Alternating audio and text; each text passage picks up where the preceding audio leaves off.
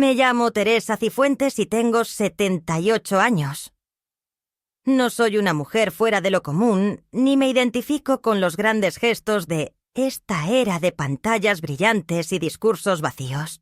Durante más de 40 años trabajé como asistente social en un pequeño centro comunitario de Guadalajara, y si alguien me preguntara sobre mi vida, respondería sin dudar que la entregué por completo a los demás, sin hacer ruido ni exigir nada, como una maceta olvidada que brinda sombra y flores cada año.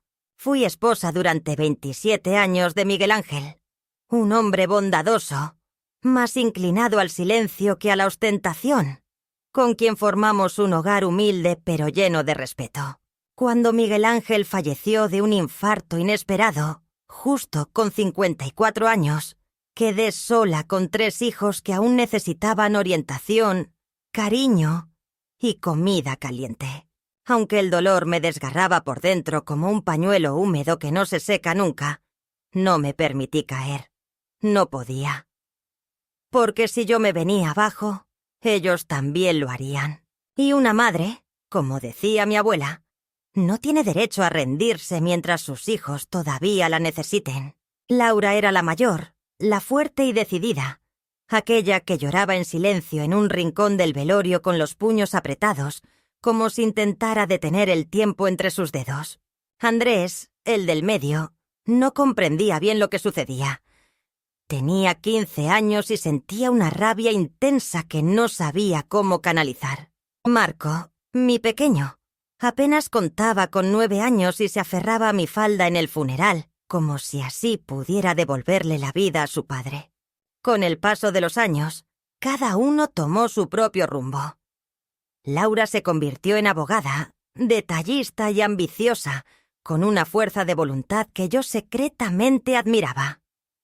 Andrés, tras varios tropiezos, se lanzó al mundo empresarial, siempre enfrentando deudas y promesas de un futuro brillante. Marco, en cambio, tenía un espíritu frágil como papel de arroz, dedicándose a dibujar, escribir canciones, cuidar gatos callejeros y perdiéndose en sus propios pensamientos con facilidad. De los 3, él fue el único que volvía sin pedir nada. Los saqué adelante con jornadas interminables, estirando el sueldo como una sábana desgastada que ya no cubre bien la cama. Cancelé mis vacaciones, vendí las joyas que pertenecieron a mi madre. Preparé frijoles con arroz más veces de las que puedo contar, y a pesar de todo nunca me sentí en pobreza. Mi verdadera riqueza eran ellos.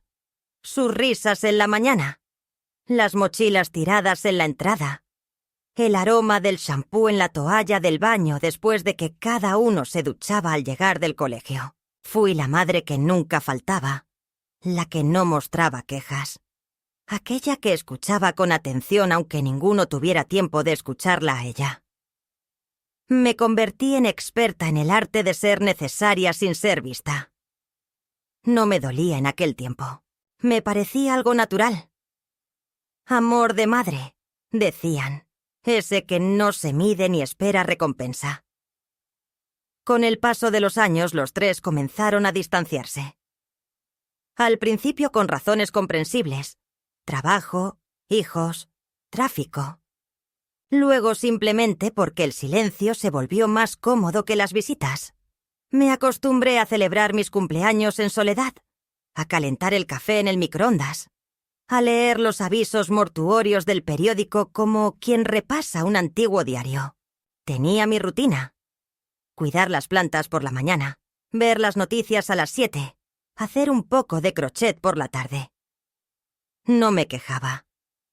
Me decía a mí misma que era parte del ciclo, que la vida es así, que las madres que han cumplido su labor se vuelven innecesarias. Sin embargo, a veces me sorprendía deseando que alguien me llamara solo para preguntar cómo dormí o qué estaba viendo en la televisión.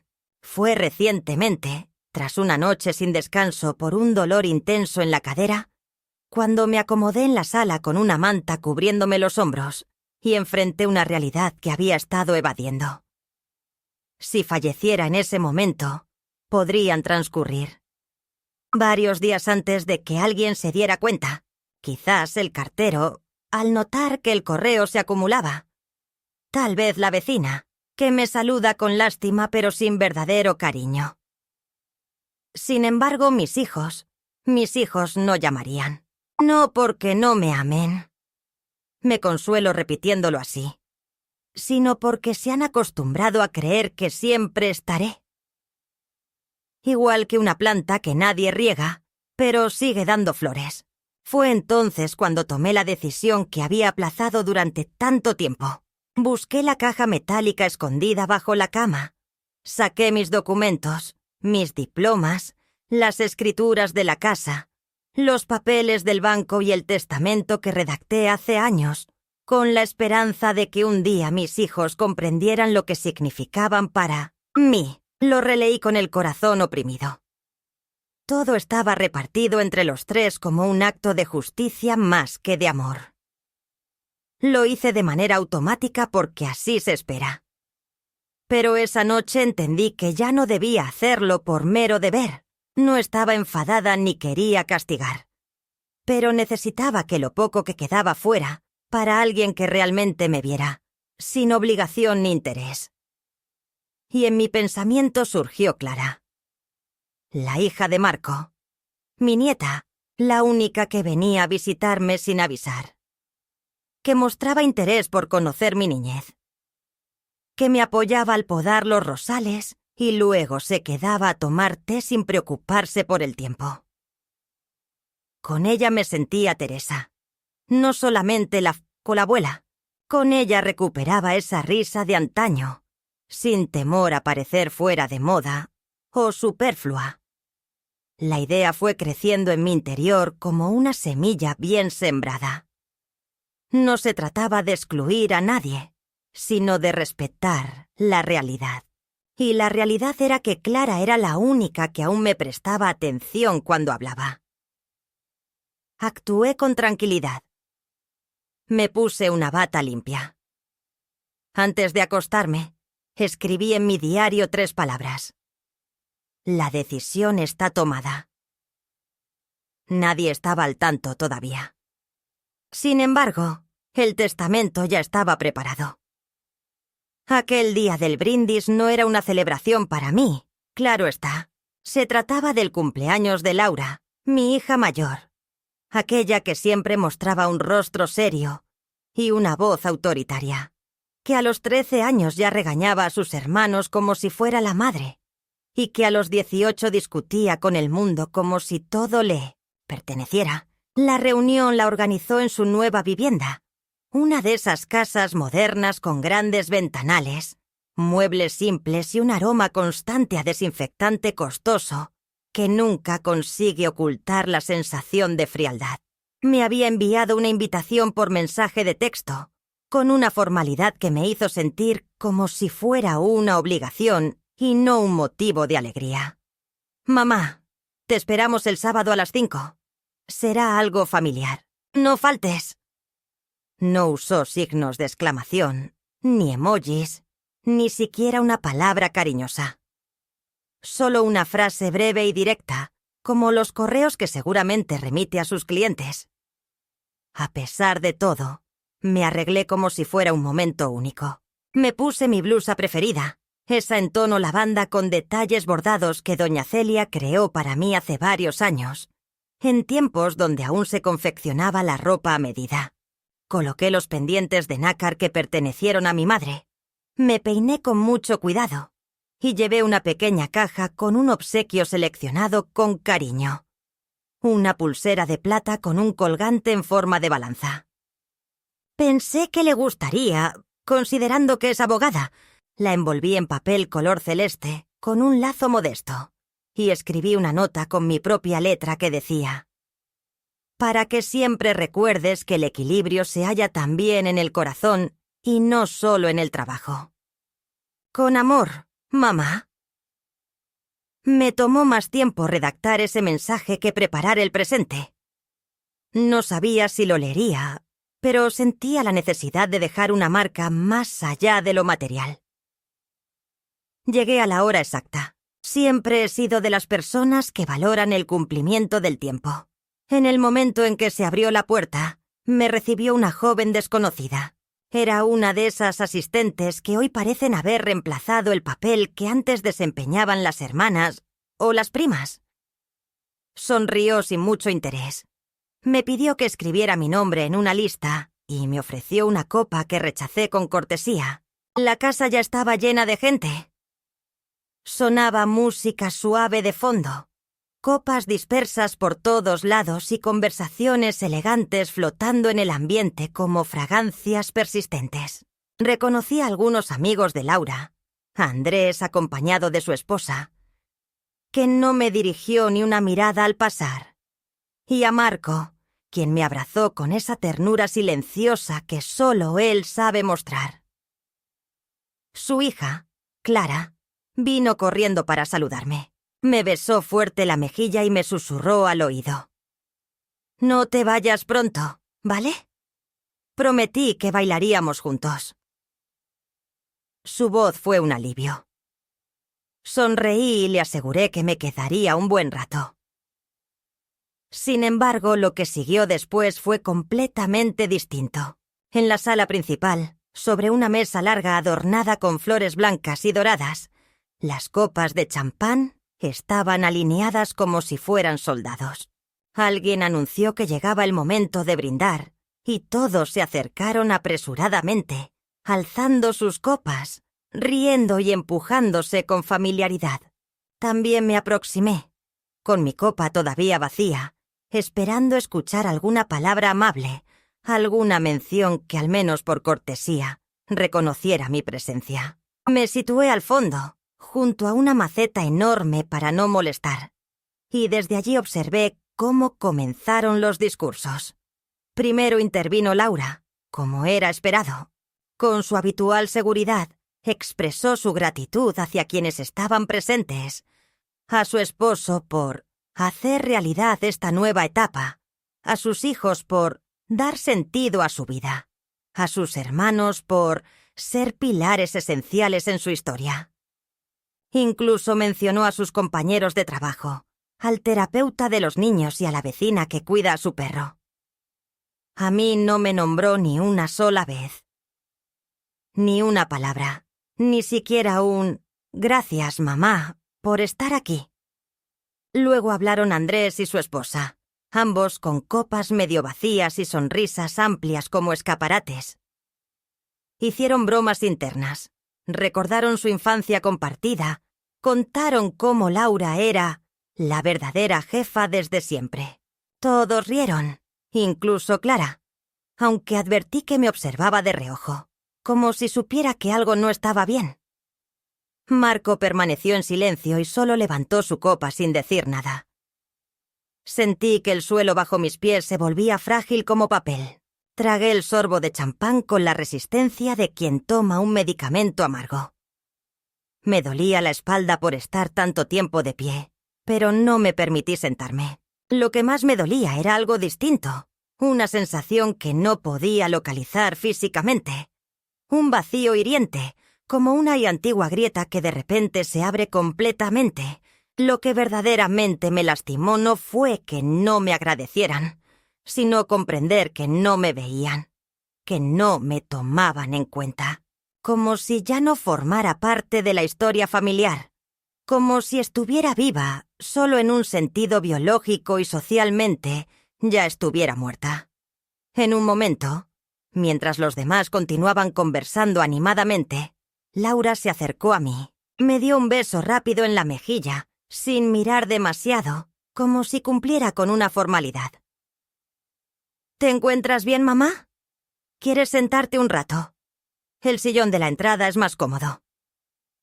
Respondí con una sonrisa forzada. No deseaba que nadie me viera derramar lágrimas. Avancé lentamente hacia el sillón que me había indicado y me acomodé, con la espalda erguida, como si en esa postura dependiera todo mi orgullo. Desde ese lugar observé la celebración. Mis hijos riendo entre ellos, los nietos correteando, los amigos brindando. Y yo, observadora silenciosa de una escena que había ayudado a crear, pero en la cual ya no tenía diálogo. Recordé a Miguel Ángel. Si estuviera presente, probablemente habría posado su mano sobre mi hombro, o simplemente me habría mirado con esos ojos suyos que captaban todo sin necesidad de hablar. Pensé también en mi madre, y en cómo describía la soledad como una sombra que te sigue aun cuando estás rodeada de personas. Sentí que esa sombra me envolvía en ese instante, no con malicia, sino con aceptación, como una manta fría que alguien te coloca cuando comprendes que ya no esperan palabras de tu parte. Guardé la pulsera dentro de mi bolso. No se la entregué. No encontré el instante adecuado y comprendí que no fue por falta de oportunidad, sino porque algo en mí se había quebrado. Esa copa levantada, esa ausencia, no fue un simple error. Fue una señal, una clara indicación de que para ellos ya no representaba nada importante. No esperaba homenajes ni aplausos, pero sí un lugar, un pequeño gesto de reconocimiento. Y ni siquiera eso apareció. Al finalizar la celebración, muchos se fueron sin despedirse de mí. Otros me miraron desde la distancia con una sonrisa, como se le sonríe a una abuela con la que se ha perdido el contacto sin culpa. Marco se ofreció a acompañarme a casa, pero le respondí que no, que estaba bien, que prefería un taxi. No deseaba compañía, necesitaba ordenar mis pensamientos. Mientras miraba por la ventana del coche cómo las luces de la ciudad pasaban como recuerdos borrosos, recordé la nota que había escrito días antes. La decisión está tomada. Pensé que tal vez era hora de hacerla cumplir. Si en la fiesta donde me tenían que invitar solo fui un adorno más, entonces debía asumir con firmeza lo que ya sabía. El amor, igual que el respeto, no se puede exigir. Solo se puede ofrecer. Y si no regresa, uno tiene el derecho de cambiar su rumbo. No haría escándalos ni confrontaciones, pero lo que debía hacer, ya lo hice. El testamento estaba preparado. Solo quedaba cerrar el silencio con un acto final de sinceridad. Durante los días posteriores a la celebración de Laura, un cambio comenzó a gestarse dentro de mí, lento pero definitivo. No se trataba de enojo ni exactamente de tristeza, sino de una sensación más delicada y apagada, como cuando una pieza de porcelana se resquebraja por dentro, y aunque a simple vista parezca intacta, jamás volverá a emitir el mismo sonido. Continuaba con mis rutinas diarias, regando las plantas, preparando mi café matutino con la cantidad habitual de azúcar y tejiendo aquellos cuadros de lana que llevaba años almacenando en el baúl de la sala. Sin embargo, todo tenía un sabor distinto. Era como si mi cuerpo permaneciera, pero mi esencia se hubiese desplazado hacia un lugar del que era imposible regresar. Me levantaba temprano, como siempre, pero el aire en la casa se sentía diferente, con un peso nuevo. La luz entraba de otro modo, más tenue y menos cálida, como si también ella hubiera captado que ya no era recibida con la misma bienvenida. Esta nueva realidad parecía envolverme y transformar cada instante en algo irrecuperable, dejando una sensación de distancia invisible entre lo que era y lo que se había convertido. Clara solía llamarme, como cada semana, para preguntarme detalles que para mí tenían gran significado. Quería saber qué había comido, si ya había terminado el libro que le había prestado, o si las azaleas estaban comenzando a florecer. Su voz era un lazo constante en medio de un silencio que de repente se hacía mucho más notorio. En ocasiones conversábamos durante media hora sin tocar asuntos importantes, pero aún así, colgaba el teléfono con el ánimo un poco más ligero. No le hablé sobre el brindis. No porque deseara ocultarlo, sino porque no quería que ella cargara una decepción que no le correspondía. Era mi sufrimiento, mi herida, y como muchas mujeres de mi generación, aprendí a sanar mis heridas en soledad, sin molestar a nadie, sin excesos, con esa dignidad callada que algunos confunden con indiferencia. Una mañana de lunes, mientras retiraba el polvo de la repisa donde guardo las fotografías de la familia, mis ojos se fijaron en una en especial. Correspondía a la fiesta de 11 años de Laura. Yo la abrazaba por detrás, con mis manos apoyadas en sus hombros, y ella sostenía un pastel de chocolate adornado con velas de colores. Lucía esa sonrisa infantil que todavía cree en el mundo. Antes de que la realidad se transforme en rutina y obligaciones, me vi a mí misma en esa imagen, más joven, con el cabello aún oscuro y los ojos resplandecientes a pesar del cansancio. No pude evitar reflexionar sobre todo el cariño que puse en cada celebración, en cada tarea, en cada plato que preparé, en cada noche sin descanso. Me senté frente a esa foto como quien enfrenta una versión remota de su propio ser y me cuestioné en qué momento empecé a borrarme de la memoria de mis hijos. ¿En qué instante justo dejé de ser el foco para quedar en un segundo plano? No encontré respuesta. Ese mismo día recibí un mensaje de Andrés. No llamó, claro está. Me escribió: «Mamá, necesito que me envíes una copia de la escritura de la casa. Es para un trámite bancario. No es urgente». No urgente. Como si mi hogar fuera un simple papel más. Como si las historias que guardan esas paredes pudieran enviarse por correo electrónico. Le respondí que buscaría los documentos, aunque en el fondo ya sabía que no los mandaría. No por resentimiento, sino porque por primera vez en mi vida sentí la necesidad, no, la responsabilidad de proteger lo que es mío. Me parecía curioso que justo ahora, cuando me sentía más innecesaria que nunca, mis hijos mostraran tanto interés en mis propiedades, en mis seguros, en los detalles de mi jubilación. Laura también había dicho algo en la fiesta, de pasada, mientras servía vino a los invitados. Mamá debería considerar nombrar a alguien que la apoye en las decisiones importantes. Nunca se sabe. Lo dijo en voz baja, pero lo escuché.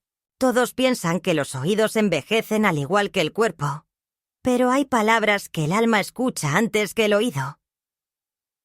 En tiempos pasados, hubiera justificado esas palabras. Habría afirmado que las expresaban por preocupación, por ternura, por sentido común. Pero después del brindis, ya no me quedaban pretextos para defender a los demás. Empecé a observar cada detalle con una nueva perspectiva, como quien limpia una lente empañada durante mucho tiempo. Percibí con claridad que el cariño que me tenían era en realidad solo una rutina, una estructura antigua que ya no podía sostenerse por sí sola, una apariencia de afecto sin raíces ni verdadero contenido. Me dirigían la palabra solo cuando necesitaban algo. Me visitaban únicamente cuando no encontraban justificaciones para evitarlo. Me integraban en sus vidas como se coloca un jarrón heredado, con respeto pero sin saber exacto lugar para ponerlo. Sin embargo, no protagonizó ninguna escena desagradable. No llamó a nadie para protestar, ni redactó cartas, ni derramó lágrimas frente al espejo. Lo que hizo fue mucho más sencillo y al mismo tiempo más concluyente. Abrió el cajón donde guardaba el testamento que había redactado años atrás y lo rompió en varios pedazos con una serenidad que le sorprendió. No experimentó dolor en ese momento. Sintió alivio. Luego tomó su agenda, marcó un número y concertó una cita con el notario. Le pidió que fuera a su domicilio porque necesitaba realizar algunos cambios. Cuando el notario llegó, 2 días después, lo recibió con café y galletas. Se sentaron en la mesa del comedor, la misma en la que había ayudado tantas veces con las tareas escolares, y dictó con voz firme y pausada las nuevas instrucciones. Clara, su nieta, sería su única heredera. No como castigo, sino como un acto justo, verdadero. Porque ella era la única que todavía lo trataba como persona y no como un simple trámite. El notario lo miró por encima de sus gafas con una expresión difícil de interpretar. No hizo preguntas, sencillamente escribió. Al finalizar le entregó los documentos y le pidió que firmara. Lo hizo sin ningún temblor. Se sintió como una mujer que finalmente toma el control de su propia vida, aunque fuera en la última curva del camino. Pasaron varias semanas sin que pronunciara palabra alguna. Guardé el Nuevo Testamento en el mismo sitio donde estaba el anterior. Seguí con mi rutina diaria sin cambios. Preparaba mis alimentos, disfrutaba de la lectura de mis libros y conversaba con Clara. De vez en cuando recibía llamadas ocasionales de mis hijos, pero ya no me causaban dolor alguno. Había dejado de aguardar algo por parte de ellos. Esa realización también resultó ser una liberación. No existe carga más pesada que la esperanza que nunca llega a cumplirse. Y cuando uno decide dejarla ir, se abre un espacio para poder respirar con tranquilidad. Lo que más me impactó tuvo lugar una tarde cualquiera. Un jueves, cuando decidí revisar mis objetos antiguos. Encontré una caja donde conservaba cartas, recetas escritas a mano y cuadernos escolares de mis hijos. Y allí apareció una carta que Miguel Ángel me había enviado poco antes de su fallecimiento. La me había olvidado totalmente. Estaba doblada dentro de un libro de recetas. La abrí con delicadeza. La escritura era suya, inconfundible. Decía: Teresa, si alguna vez te sientes sola, si en algún momento nuestros hijos te hacen sentir menos de lo que realmente eres, nunca olvides esto. Tú eres el alma de esta familia. Sin ti, no hay hogar, ni historia, ni futuro. No permitas que te hagan dudar de ello. Y si alguna vez te ves en la necesidad de elegir entre ellos y tu tranquilidad, escoge tu tranquilidad. Te amo. Leí esas palabras como si recibiera un mensaje desde otro plano. Miguel Ángel, mi Miguel Ángel, que ya no estaba. Me hablaba a través de la tinta reposada en esa carta antigua y me devolvía la certeza que yo misma había perdido. Me senté en el sillón, con la carta en las manos, y lloré, no por tristeza, sino por agradecimiento. Porque aún en su ausencia, él continuaba protegiéndome. Aquella noche dormí con una profundidad que no experimentaba desde hacía muchos años. Al despertar comprendí que el periodo del silencio estaba llegando a su fin. Muy pronto mis hijos descubrirían que ya no tenían el dominio sobre la historia. Que no serían ellos los que decidirían cómo sería mi desenlace. Aunque jamás brindaron a mi salud, yo había dejado mi última voluntad plasmada con una nitidez que ellos no supieron alcanzar. Sus brindis me borraban de sus palabras, pero el testamento me devolvía mi realidad. La mañana en que finalmente resolví hablar con Clara sobre el testamento no se distinguió por nada especial. Era un día común. El sol entraba con rayos suaves a través de las cortinas de lino en la sala. Las tazas del desayuno esperaban tibias en la alacena y mis rodillas, como cada día, demandaban paciencia. Sin embargo, en mi interior algo se había completado por completo. No sucedió una revelación dramática, ni una iluminación instantánea, sino que fue el resultado natural de muchas pequeñas humillaciones, decepciones y silencios que, acumulados con el tiempo, conforman una piedra tan firme que ya no se puede dejar pasar. Era la hora de abrir las puertas y dejar que la verdad, mi verdad, encontrara un testigo. No buscaba un juez ni un enemigo, sino alguien capaz de escuchar con el corazón, sin prejuicios ni herencias morales. Clara era la única que podía ocupar ese lugar. La invité a tomar la merienda aquella tarde. Como de costumbre, llegó a la hora exacta, cargando una bolsa con pan dulce de la panadería cercana y un ramo de margaritas despeinadas que me hizo sonreír. Tenía ese don de infundir belleza con gestos simples. Me abrazó como siempre, con los brazos firmes y el mentón apoyado en mi hombro, sin prisa, sin necesidad de palabras.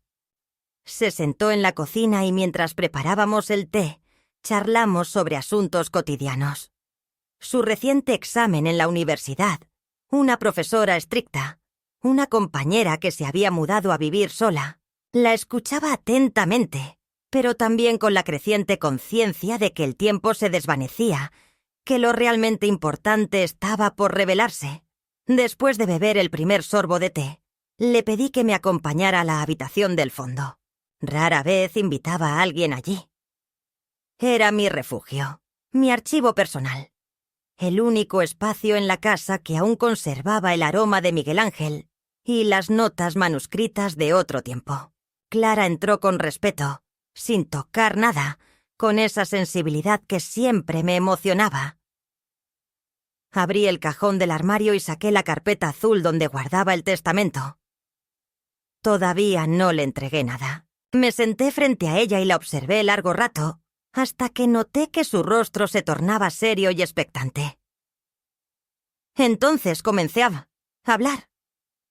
Le relaté todo con minuciosidad, pausando para dar importancia a cada verdad que quería compartir. Narré el brindis, el silencio que me envolvía como una capa invisible, aquella sensación opresiva, así como las semanas siguientes que transcurrieron plagadas de interrogantes sin resolución. Confesé que por primera vez en mi existencia comprendí que el amor absoluto que brindé como madre no implicaba aceptar cualquier forma de trato injusto. Afirmé que no deseaba dejar un bien material o una cuenta bancaria como herencia, sino una afirmación clara. Mi voz, aunque envejecida, conservaba su fuerza. Mi historia no podría ser eliminada sin provocar consecuencias.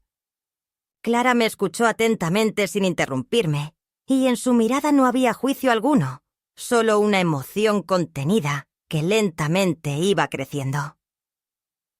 Cuando terminé, abrí la carpeta y le enseñé el documento. Laura lo leyó despacio. Al notar su nombre como única heredera, levantó la vista hacia mí con sorpresa. «Abuela, ¿aseguraste esto?», dijo en voz baja, como si aún quisiera que reconsiderara la decisión. Le respondí con una sonrisa serena. Le tomé la mano y le expliqué. No hago esto por premio, sino por justicia. Porque tú me entiendes. Porque tú existes. No supo qué replicar.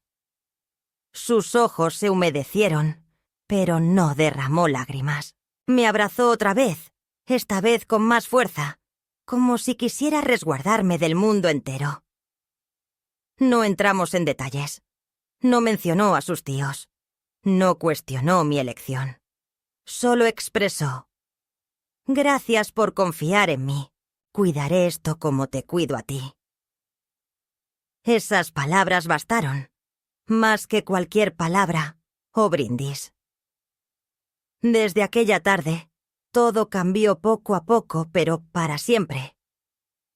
Ya no me angustió que mis hijos llamaran o no, que aparecieran en las comidas familiares o que hablaran de mí en tercera persona como si fuera un objeto antiguo que desconocen dónde colocar. Ahora contaba con una certeza que me mantenía firme. Mi historia estaba escrita y protegida. Había sellado mi voluntad con la voz de quien ha vivido bastante para entender que el respeto no se suplica. Se exige, a veces con palabras, otras con silencios y en ocasiones con acciones. Unas semanas más tarde, durante una conversación casual, Laura retomó el tema de mis finanzas. Me propuso que fuéramos juntas al banco porque, tal vez, ya era hora de abrir una cuenta compartida para hacer las cosas más sencillas. Le respondí educadamente que todo estaba bajo control, que no necesitaba ayuda, que había consultado con mi abogado y que me sentía tranquila. Su silencio en el teléfono fue breve pero muy expresivo. Me preguntó con quién había hablado y qué había cambiado. Le dije que no quería hablar de eso en ese momento. No insistió, pero su voz, con un leve tono de molestia contenida, confirmó mi sospecha. Empezaba a sospechar que las cosas no eran como ella creía. Clara empezó a visitarme con más frecuencia, no por el testamento, sino porque ambas comprendíamos que un asunto importante había quedado entre nosotras. Ya no hacía falta hablar con rodeos. Ella me traía libros, me ayudaba a regar las plantas, compartía sus dilemas como joven adulta y yo le contaba historias de mi juventud que nunca antes había revelado. Me escuchaba como si cada palabra tuviera un gran valor, lo que era muy reconfortante. En una de esas tardes, mientras compartíamos mate en el jardín, me dijo: «No te preocupes, abuela. Yo estaré ahí cuando llegue el momento». Fue la primera vez que hablamos abiertamente sobre mi partida. No sentí temor, sino profunda gratitud. El verdadero punto de inflexión no surgió de una escena llamativa, sino de la acumulación de detalles pequeños que dejaron de herirme. Cuando Andrés me mandó un correo preguntando si había logrado encontrar el documento, respondí que no planeaba mover ningún papel en este momento. Él no expresó gratitud ni insistió en el asunto. Cuando Laura organizó otro almuerzo familiar y me colocaron junto a la puerta, no sentí la necesidad de reclamar. Me senté con dignidad, comí con educación y observé. Observé cómo conversaban como si yo no existiera, cómo Clara me lanzaba un guiño desde el extremo opuesto de la mesa y cómo Marco esquivaba mi mirada con una culpa imposible de disimular. En aquel instante comprendí que la distancia ya era una realidad irreversible. Al despedirme de esa reunión, Clara me acompañó hasta mi coche y me dijo que no tenía por qué regresar si no quería. Le contesté que ya no iba por ellos, sino por mí misma, porque cada vez que asistía confirmaba mi resolución, porque permanecer allí sin un lugar definido era la mejor manera de aceptar que había partido hace tiempo, no en presencia física, sino en sentido simbólico. Y esa comprensión, lejos de causarme dolor, me brindaba una claridad que jamás había experimentado antes. Días después, firmé junto al notario una cláusula extra. Reservaba un fondo exclusivo para la educación de Clara, con la condición estricta de que nunca lo compartiera con sus padres o tíos. Era mi forma de protegerla incluso de ellos. Quería asegurarme de que su generosidad no se volviera en su contra. Cuando el notario se retiró, me quedé sola en la habitación, con el documento sobre la mesa. Y por primera vez en muchos años, sentí una calma profunda. Mi hogar, mis libros, mis recetas, mi historia, ya no eran simples restos de una herencia. Eran el reflejo de una existencia entregada y ahora reconocida con justicia. La mujer que ellos ignoraron en un brindis había encontrado su voz en la manifestación más poderosa que existe. El acto silencioso pero definitivo de decidir. La llamada llegó una tarde dominical, justo cuando el cielo comenzaba a teñirse de gris y la luz que entraba por la ventana ya no bastaba para leer sin encender la lámpara. Era Laura. No solía llamarme con frecuencia, por eso su voz me sonó al principio como un eco del ayer. Me saludó con un tono forzado, como si estuviera practicando una cortesía antes de marcar. Y tras unos comentarios imprecisos sobre el clima y el tránsito de la ciudad, llegó al motivo real de su llamada. Me preguntó si podía ir a casa, que necesitaba hablar conmigo de algo importante. No quiso revelar de qué se trataba. Solo insistió en que sería rápido. Sentí una punzada detrás de los ojos.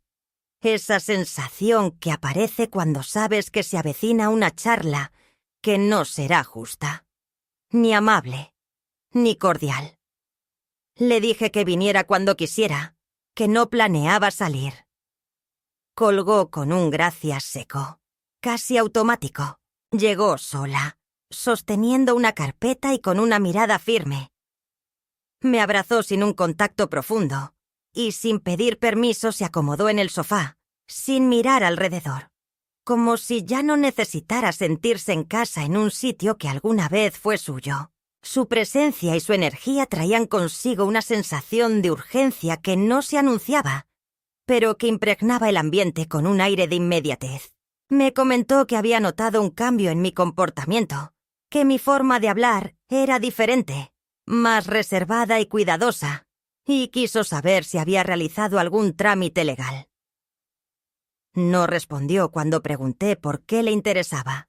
Solo dijo que era una inquietud. Había escuchado cosas, comentarios de Andrés.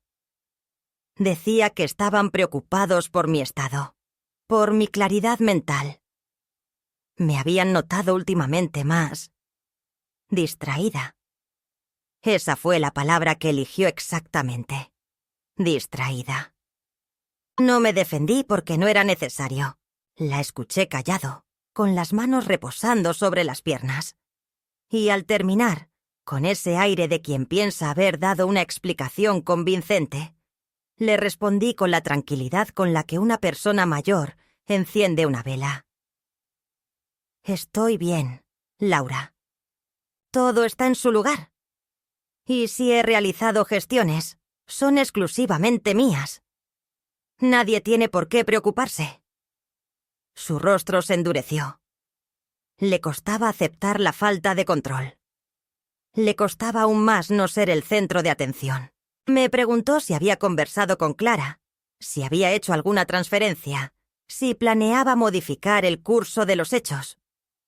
En su voz no había tristeza, sino alarma. Y en su mirada, más allá de inquietud, se percibía cálculo. Le confirmé que sí, que Clara recibiría toda la herencia. Que no era una respuesta contra nadie, sino un acto en favor de alguien. Y que era una decisión definitiva. El silencio que siguió a esas palabras no resultó incómodo, sino necesario. Fue como la pausa que existe entre el estruendo y la lluvia. Entonces, Laura se levantó, sin gritar ni armar un escándalo, pero murmuró algo que aún resuena en mi memoria. «Vas a lamentar esto». Y se fue. Dejó sobre la mesa una carpeta que parecía una amenaza. La abrí tras su partida. Contenía copias de artículos legales, informes médicos de personas mayores, consejos sobre tutela y ejemplos de declaratoria de incapacidad. Era la pulcra cortesía del dominio camuflada como protección. La elegante prevención frente al despojo. Pasaron 3 jornadas hasta que Miguel Ángel me llamó. Quería venir también esta vez, pero no fue directo como antes.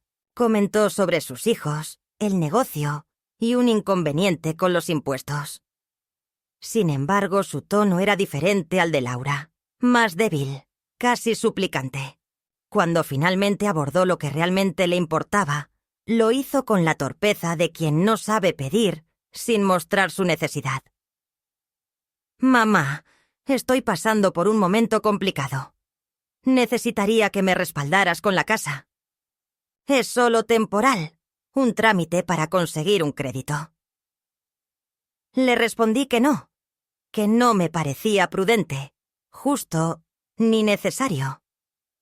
Le invité a almorzar cuando quisiera, pero le pedí que no se fijara en lo que no le correspondía. No contestó, simplemente colgó. La llamada siguiente fue de Marco. Pensé que sería diferente, pues siempre fue el más cercano y sensible, ese que se alejaba pero nunca desaparecía por completo. Sin embargo, esta vez su voz sonaba más fría y distante. Quiso confirmar si era cierto lo que Laura había dicho. Confirmé que sí, y entonces se hizo un silencio profundo. Le pregunté si eso le dolía. Me respondió que no entendía por qué los había dejado de lado. Le expliqué que no los había excluido, sino que ellos mismos se apartaron. Que una madre puede perdonar mucho, pero no puede olvidar que la ignoraron mientras estaba viva, que nunca la visitaban sin pedir algo, y que dejaron de verla mucho antes de que ella dejara de verlos. No levantó la voz ni discutió. Solo dijo, «Lo siento», y cortó la llamada. Las semanas que siguieron fueron muy tensas. Los tres dejaron de comunicarse conmigo. Sabía que dialogaban entre ellos, que buscaban alguna manera de revertir lo irreversible. Clara me visitaba con mayor frecuencia. Siempre traía galletas, cartas y dibujos hechos por los niños que ayudaba a cuidar como parte de sus prácticas universitarias. Me hablaba del porvenir, de sus proyectos, de su anhelo de quedarse en mi casa cuando yo ya no estuviera, no por comodidad, sino por respeto a la historia.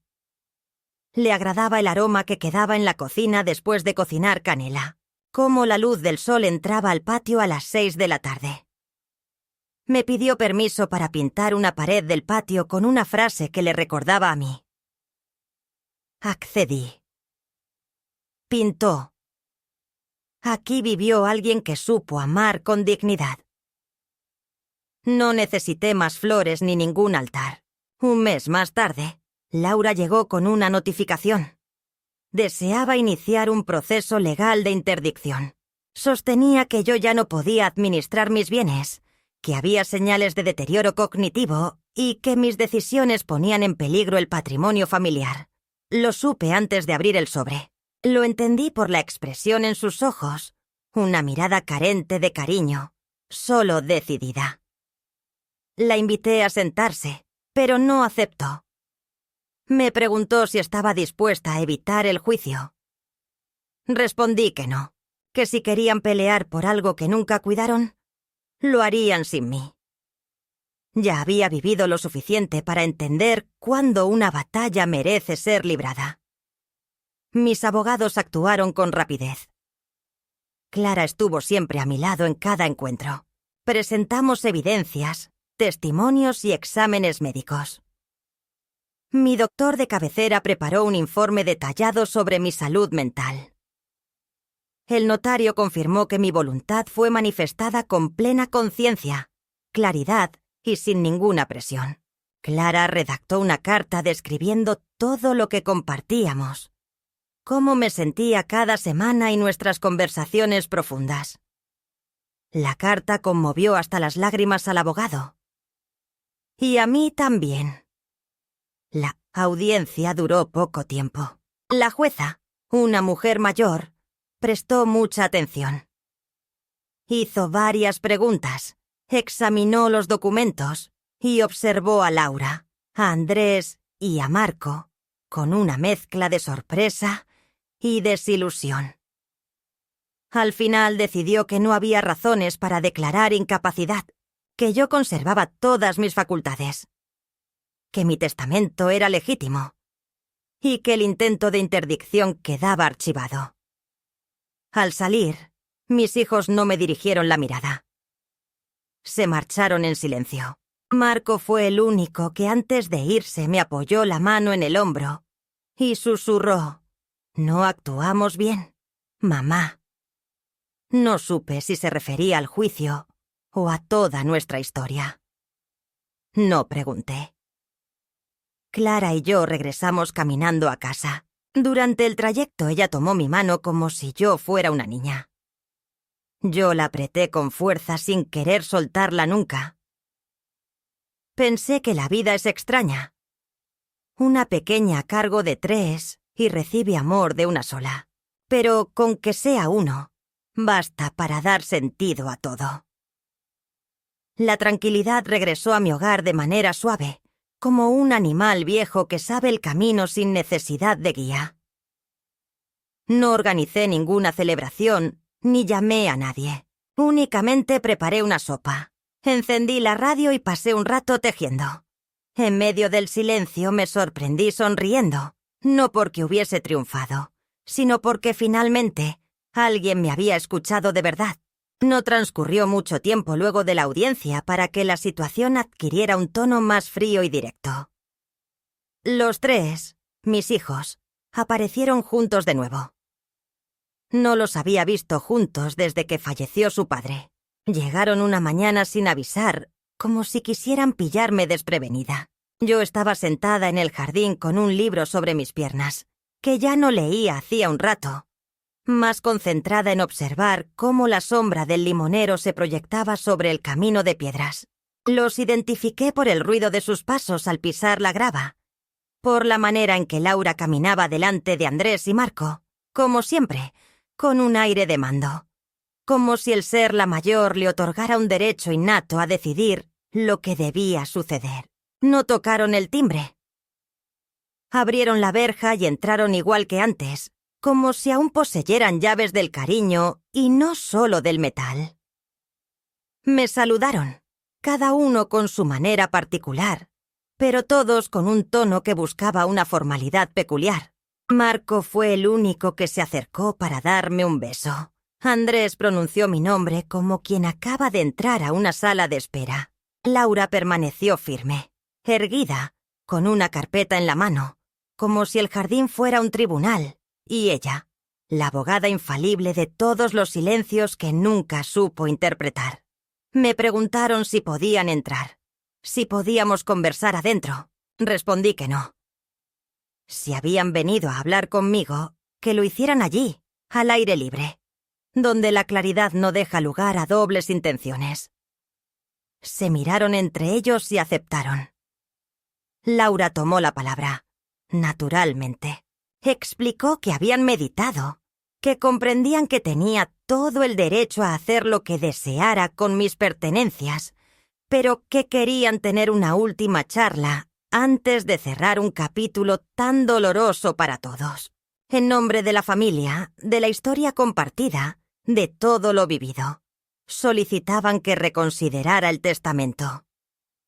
Decían que no era justo excluir a los tres, que Clara era joven y tendría tiempo y oportunidades, que ellos, por su parte, habían construido esa casa conmigo, que también les pertenecía. Hicieron referencia a recuerdos, a muebles que habían armado juntos, a fiestas pasadas. Marco, con voz temblorosa, mencionó que todavía conservaba cartas mías, que no era cierto que me hubieran olvidado. Andrés permaneció callado, pero asentía a todo. Los escuché sin interrumpir, como siempre hice con cada palabra que surgía de ellos, incluso cuando carecía de sinceridad. Pero esta vez, algo era diferente. No solo en ellos, sino también en mí. No sentí remordimiento ni incertidumbre. Sentí una claridad absoluta. Al concluir, permanecieron callados, como si yo fuera ahora el juez. Como si por primera vez comprendieran que mi voz era la única que tenía valor. Respiré profundamente. Cerré el libro que reposaba abierto sobre mis piernas y hablé con la serenidad que otorga haber callado demasiado tiempo. Les expliqué que no modificaría nada. Que los amaba, sí, pero que el amor no siempre está exento de consecuencias. Me dolió con profundidad observar cómo, con el paso del tiempo, me transformaron en una imagen difusa, en una sombra que solo aparece cuando es necesario firmar documentos o preparar algún platillo de la infancia. No los excluí por rencor, sino por precisión. Que Clara no heredaba por ser impecable, sino por estar presente, por haber sido testigo, por haber sostenido mi mano sin calcular el futuro. Esto no era cuestión de bienes ni de dinero, era un punto final. Un cierre nítido, tras tantas puertas abiertas hacia ninguna dirección. Laura intentó decir algo, pero la detuve. Le pedí que me escuchara como madre, una vez más.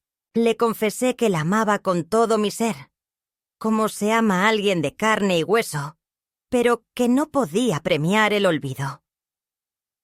Que aquel brindis, en esa noche, fue para mí el último gesto necesario para comprender con claridad algo que llevaba años negando, que cuando alzaron la copa sin mencionar mi nombre, se rompió un hilo invisible que sostenía mi silencio.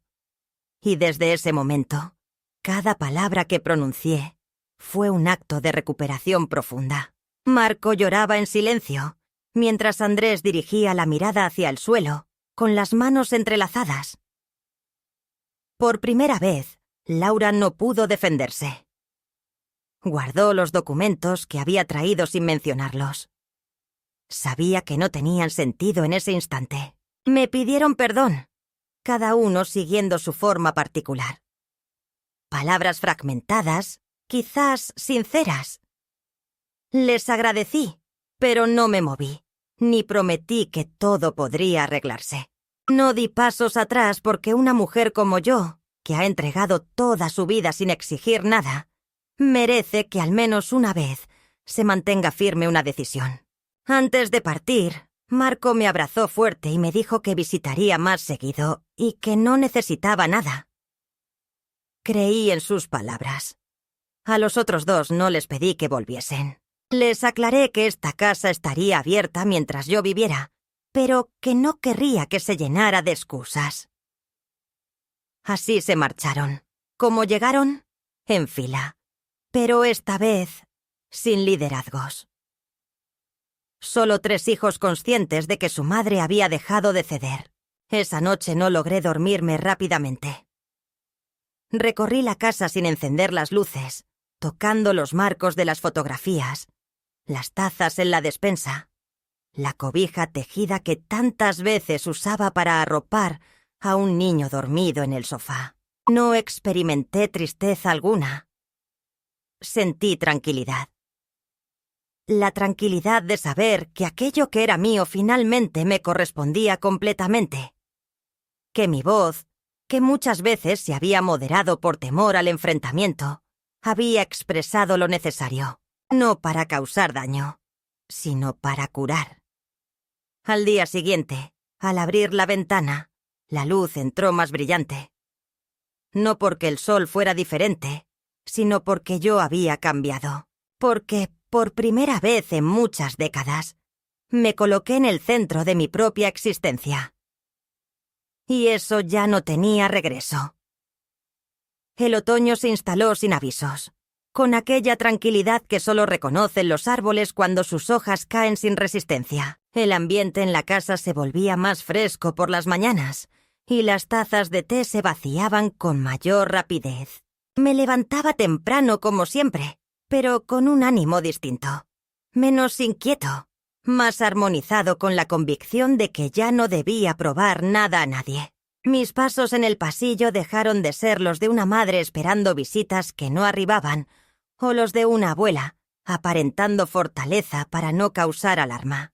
Ahora eran los pasos calmados de una mujer que había cumplido su parte, y por primera vez no tenía que justificar sus motivos. Clara continuaba visitándome con frecuencia. A veces conversábamos durante largo rato. Otras simplemente compartíamos el silencio sabiendo ambas que esos momentos eran tan vitales como el aire fresco. Ella me ayudaba con el jardín, algunas labores en la cocina, pero sobre todo con su presencia. Su forma de estar en el espacio me regalaba algo que no experimentaba desde hacía años. La sensación de ser vista, no como una figura lejana, sino como un eje central. Una tarde, mientras cuidábamos las plantas, Clara me preguntó si sentía temor. Al principio no comprendí bien. Me dijo que lo preguntaba porque me veía más ligera, como si ya no llevara conmigo esos fantasmas de la desilusión. Sonreí y le respondí que no, que miedo no tenía, que sí experimenté tristeza, mucha, y una soledad profunda que cala hasta los huesos, pero temor no. Porque el miedo nace de la incertidumbre, y yo ya no la poseía. Sabía hacia dónde dirigía mi camino, no me inquietaba cómo me recordarán. No buscaba estatuas, ni placas, ni discursos llenos de palabras vacías. Solo deseaba que alguien, ella, comprendiera lo que hice y las razones detrás de mis actos, que entendiera que cada elección, incluso las más difíciles, fue un acto de amor propio. Eso, le dije, no es egoísmo, es respeto propio. La noticia del testamento ya circulaba entre la familia. Mis hijos no volvieron a mencionarlo. Laura dejó de llamarme. Andrés solo me escribió una vez para preguntar si necesitaba algo, y Marco aparecía ocasionalmente, con una timidez que me recordaba al niño que fue. No hubo reconciliación como en las películas ni gestos dramáticos, solo una calma fría, un acuerdo tácito de que cada uno tenía su lugar, y que el mío finalmente lo decidí yo. No ellos, no sus expectativas, no las culpas acumuladas. Yo. Una mañana hallé sobre la mesa de la cocina una carta de Clara. En ella confesaba que había decidido estudiar trabajo social, igual que yo. No estaba segura de si esa era su decisión final, pero algo en nuestras conversaciones, en mi relato, la había conmovido. Quería aprender a apoyar a otros sin quebrarse por dentro. Deseaba llevar mi nombre en su camino. Al leer esa carta, lloré. No por tristeza, sino porque entendí que, aunque mis hijos no lograron comprenderme, había dejado una semilla en la generación que viene después. Y eso era suficiente. Eso justificaba todo. Un día, mientras preparaba unas galletas que hacía cuando mis hijos eran pequeños, me di cuenta de que no había ningún cierre pendiente.